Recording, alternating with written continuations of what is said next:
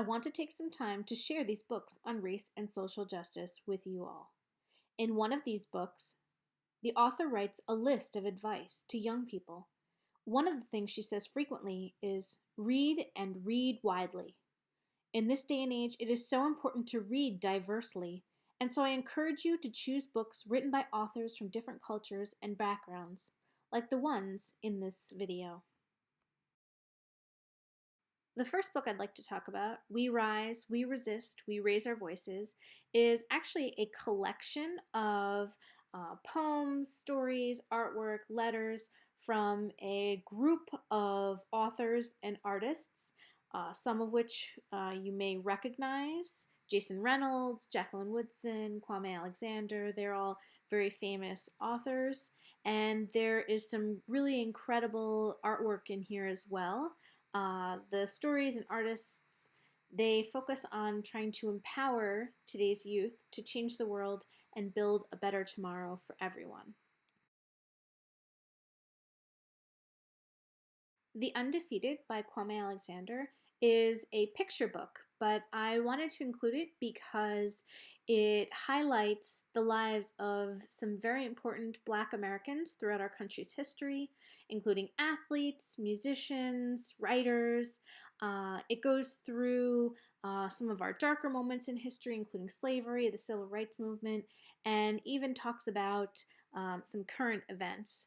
At the very end, there is information about all of the different people that are mentioned in the book, and so you can look them up and find out a lot more information about them. But there are some truly important people mentioned in this book, and it's worth checking out. This is a book that I just finished reading recently, Genesis Begins Again. As you can see from the book cover, it's won many awards. This is about a girl named Genesis who, at the very beginning of the book, she comes home from school one day and finds all of her family's furniture on the front lawn. They have been evicted, but her father, who has promised that things are going to be different now, finds them a place to live outside of downtown Detroit in one of the wealthier suburban communities.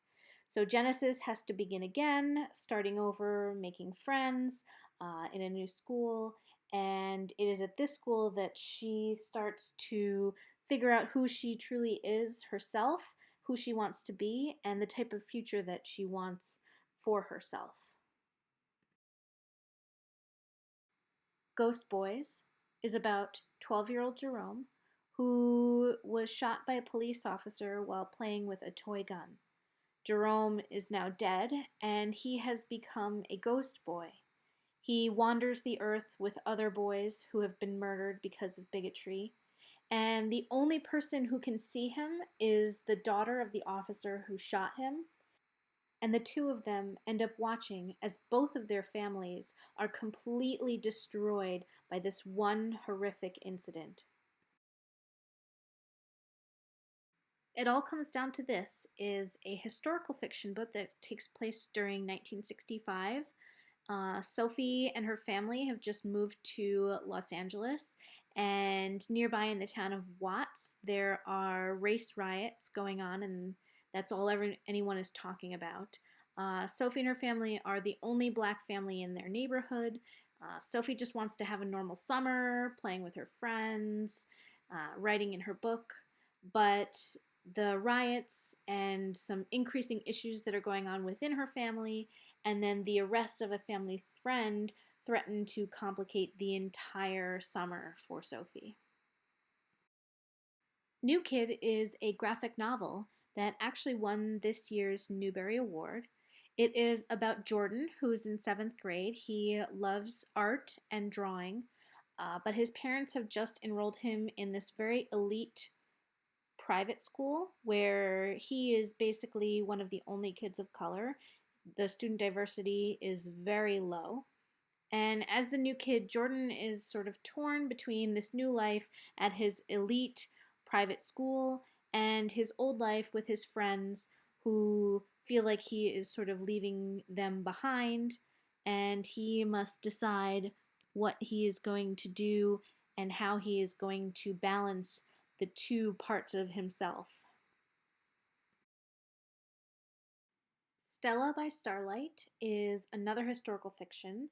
This one takes place in 1932 down in North Carolina.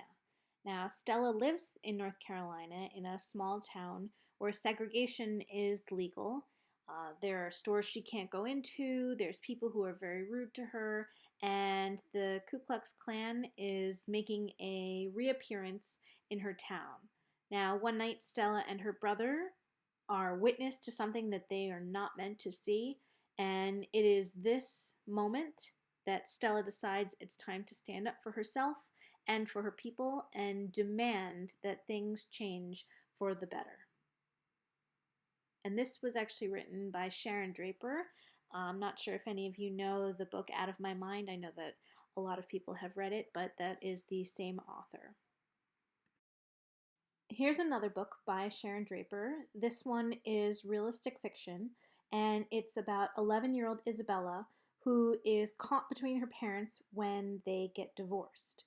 Having to switch between two very different lifestyles at her father's house and her mother's house is very difficult, and Isabella really struggles with her identity being biracial.